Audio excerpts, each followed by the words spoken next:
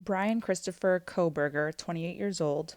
Arrest paperwork filed in Monroe County Court said Bryan Christopher Kohberger, 28, was being held for extradition to Idaho on a warrant for first-degree murder. A PhD student by the same name is listed in the Department of Criminal Justice and Criminology at Washington State University, which is a short drive across the state line from the University of Idaho. The Idaho students, Kaylee Goncalves, Madison Mogan, Zana Kernodle, and Ethan Chapin, were stabbed to death at a rental home near campus sometime in the early morning hours of November 13th. But the case broke open after law enforcement asked the public for help finding a white sedan seen near the home around the time of the killings. The Moscow Police Department made the request on December 7th, and by the next day had direct tips to a special FBI call center because so many were coming in. This Reddit post under ex-cons with username criminology_student is allegedly Brian, who posted this 212 days ago. The post says, research participation needed. Hello, my name is Brian and I am inviting you to participate in a research project that seeks to understand how emotions and psychological traits influence decision-making when committing a crime.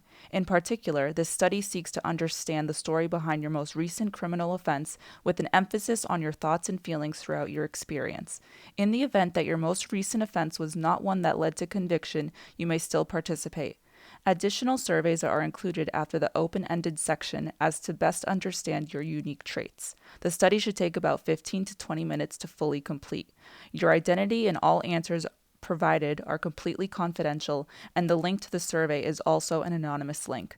This research has been approved by the DeSales University IRB. Participants must be 18 years of age and older. If you opt to participate, you may terminate participation at any time and for any reason.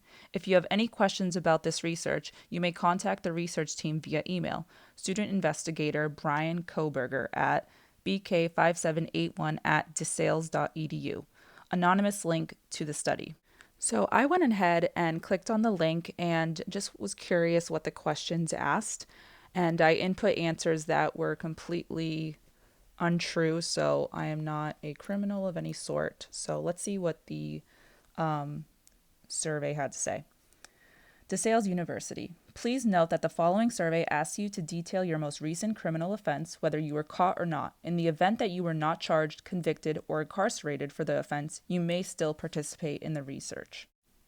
Welcome to the research study. We are interested in understanding how emotions and psychological traits influence the decision-making involved in committing a crime.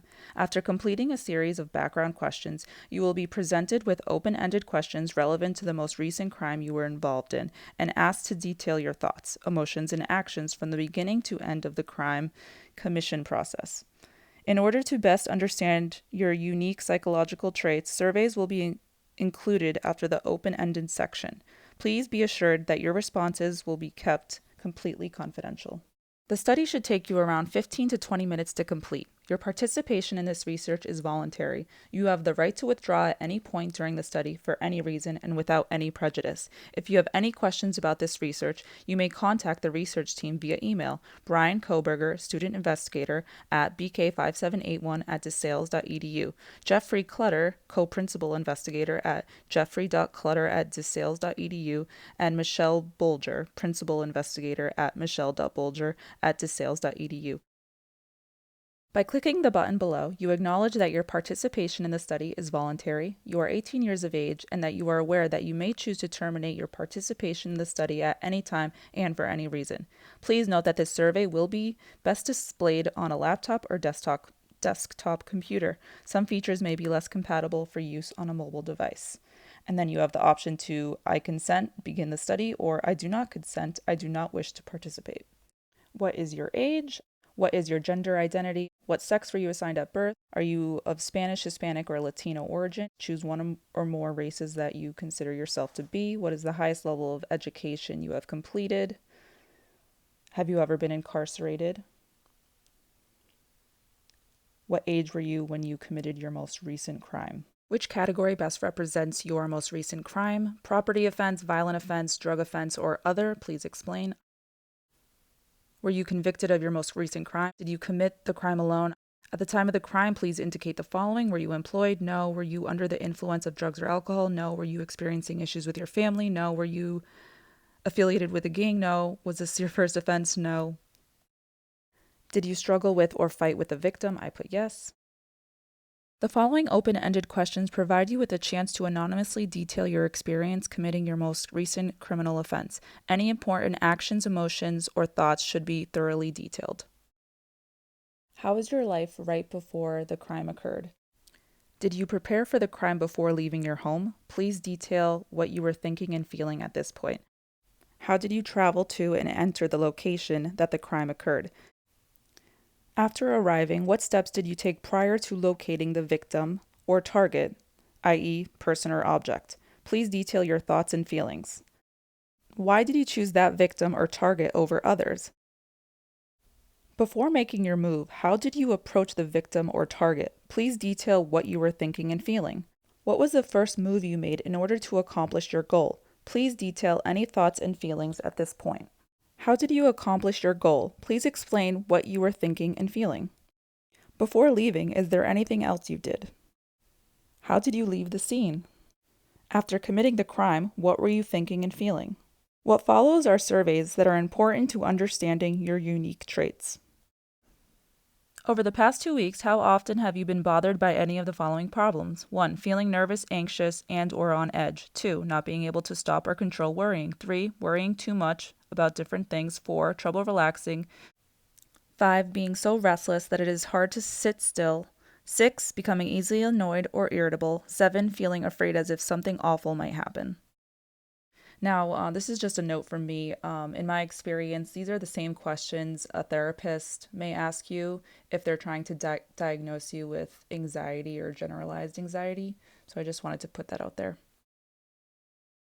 Over the last 2 weeks, how often have you been bothered by any of the following problems? 1. Little interest or pleasure in doing things. 2. Feeling down, depressed, or hopeless. 3. Trouble falling asleep or staying asleep or sleeping too much. Feeling tired or having little energy, poor appetite or overeating, feeling bad about yourself, that you are a failure or have let yourself or your family down, trouble concentrating on things such as reading the newspaper or watching television, moving or speaking so slowly that other people could have noticed, or the opposite, being so fidgety and restless that you have been moving around a lot more than usual. 9. Thoughts that you would be better off dead or hurting yourself. Again, just a note from me, these are the same questions that a therapist would likely ask you if they were trying to diagnose you with depression. In the last part of this survey, it says, instructions. In this questionnaire, you will read about 5 situations that people could encounter in day-to-day life, followed by reactions to those situations. As you read each scenario, try to imagine yourself in that situation, then indicate the likelihood that you would react in the way described. Please answer as accurately as possible. 1. After realizing you have received too much change at a store, you decide to keep it because the sales clerk doesn't notice. What is the likelihood that you would feel uncomfortable about keeping the money?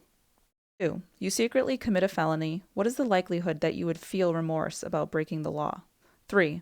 At a coworker's housewarming party, you spill red wine on their new cream-colored carpet. You covered the stain with a chair so that nobody notices your mess. What is the likelihood that you would feel that the way you acted was pathetic? What? You lie to people, but they never find out about it. What is the likelihood that you would feel terrible about the lies you told? 5. Out of frustration, you break the photocopier at work. Nobody is around, and you leave without telling anyone. What is the likelihood you would feel bad about the way you acted?